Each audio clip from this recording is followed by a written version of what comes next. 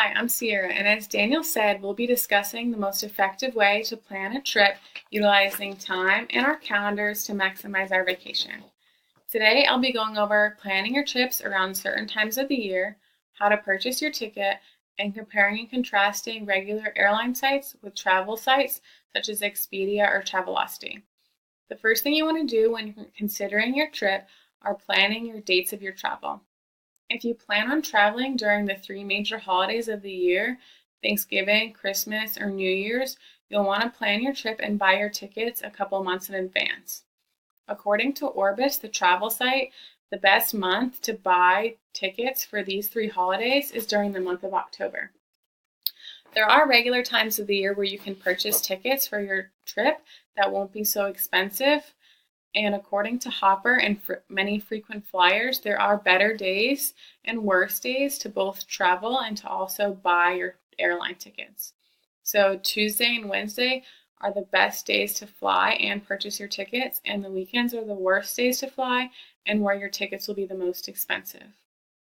Hopper, the app that I mentioned earlier, and Skyscanner are two different apps that you can download where you put in the dates of your travel and they'll tell you the best day and the worst day to buy your tickets according to their price. Next, we're going to go over how to buy your ticket. There are many different ways you can purchase your ticket. You can purchase it through the airline itself. You can use a travel card to purchase your ticket, or you can buy your ticket through a travel site like Travelocity or Expedia. If you're going to use a travel credit card, many people decide to use these because if you purchase your airline and your ticket on them, then sometimes you get benefits back from the company, and in the future you might get an entire ticket for free. Secondly, I'm going to explain how to use a website like Expedia.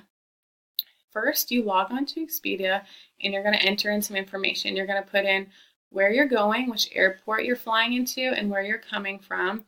You're going to put if you want a round trip ticket or a one-way ticket, and then you're going to choose the dates of your travel and how many airline tickets that you want.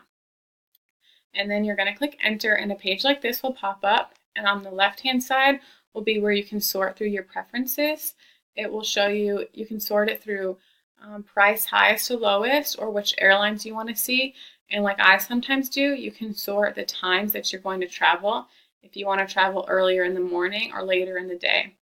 And then Expedia will show you a page like this where you can see all the tickets that you could purchase. And there's many different airlines like American Airlines or United Airlines that pop up on the page.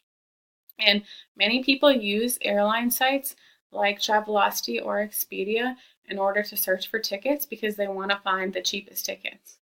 But as with most things, quality comes with the monetary value that it goes with. So price and quality correlate to each other. So if you're utilizing a site like Expedia like this, you might pay for cheaper tickets, but you might experience things like multiple layovers or red-eye flights where you have to fly the entire next day.